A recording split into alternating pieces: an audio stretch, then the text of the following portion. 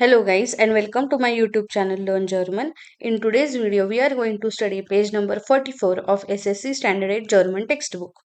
So let's begin with our today's video. Page का title है there इम्पराटिव मतलब इम्पराटिव जो इंग्लिश में जैसे इम्पराटिव सेंटेंसेस होते हैं वही ग्रामर टॉपिक आज हम सीखने वाले हैं.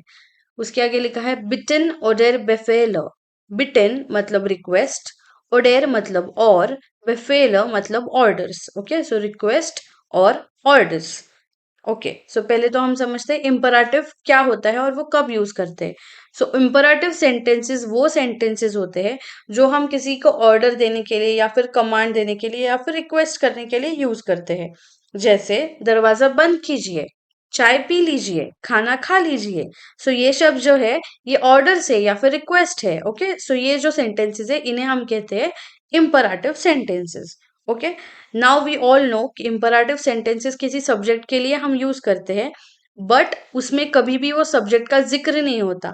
जैसे जब हम कहते हैं खाना खा लीजिए, तो अब हम यूज नहीं कर रहे कि आप खाना खा लीजिए. आप ये शब्द हम नहीं कह रहे. This is the pronoun, we don't use the pronoun. Correct. So imperative में जर्मन में भी सिमिलरली डू और ईयर के लिए प्रोनाउन यूज नहीं करते हैं. ओके, जिस पर्सन को हम वो कह रहे हैं उन्हें समझ जाता है अपने आप कि वो उनके लिए है. ओके, सो अभी हम थ्री टाइप्स के यूज देखते हैं जर्मन में. सो फर्स्ट है डू, जो हम यूज करते हैं इनफॉर्मल सिंगुलर के लिए, मतलब इनफॉर्मली जो हमसे पद में या फिर उम्र में छोटे हैं उनके लिए या फिर हमारे जो फ्रेंड्स हैं उनके लिए. और सिंगुलर मतलब एक व्यक्ति के लिए. Now as we all know कि वर्ब कॉन्जुगेशन में हम क्या करते हैं, जो वर्ब है मेन वर्ब का उसका ई एन रिमूव कर देते हैं और उसके जगह पे एस टी या फिर टी कर देते हैं. Correct, for conjugating any verb for डू. ओके, सो वो इम्पराटिव में हम क्या कर देंगे, इम्पराटिव में हम जो एस टी या फिर टी लगाया है उसे भी हटा देंगे और दू को भी हटा देंगे. एग्जाम्पल, दू स्पील्स्ट, यू प्ले. इसका क्या हो जाएगा, दू भी निकाल दीजिए, एस टी निकाल दीजिए, क्या रह गया, स्पील. तो स्पीलन के लिए इम्पराटिव फॉर्म दू के लिए हो जाएगा spill. Okay, simple. Next, year. Year हम कब यूज करते हैं, इनफॉर्मल प्लूरल के लिए. इनफॉर्मली ही यूज करते हैं हम बस प्लूरल के लिए, अनेक एक से ज्यादा व्यक्ति के लिए, अनेक व्यक्तियों के लिए.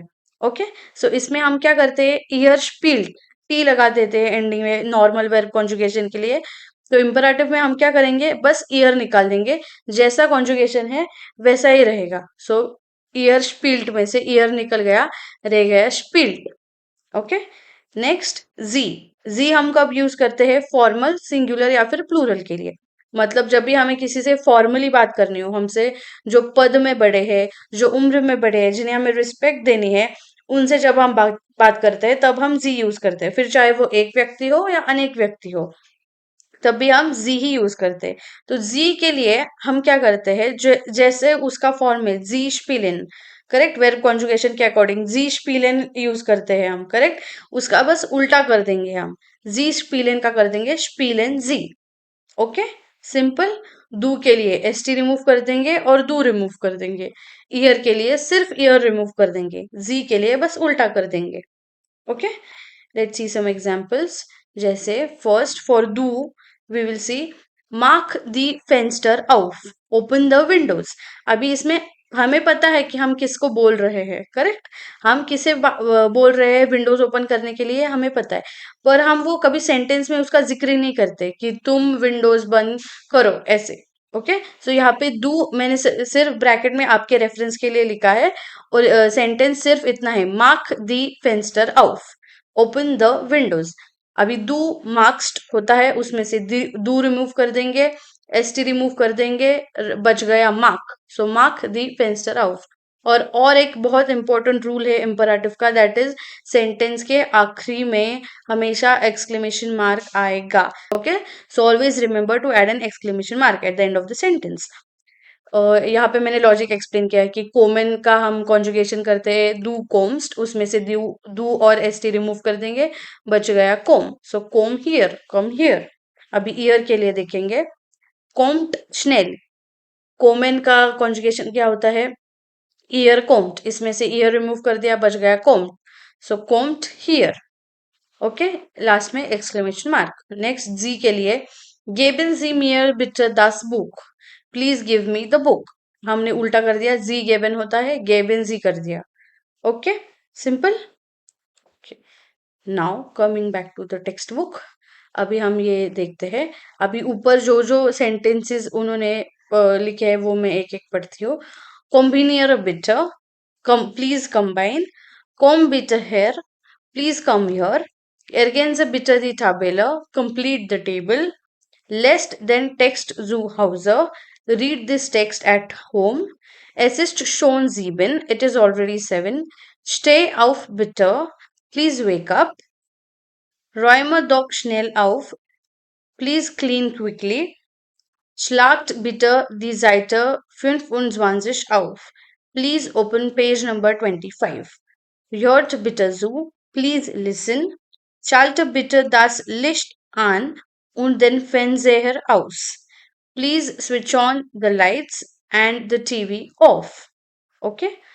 Pack deine Sachen ein. Pack your things. Wir gehen jetzt. We will go now. Pack doch deine Geschenke aus. Unpack your gift.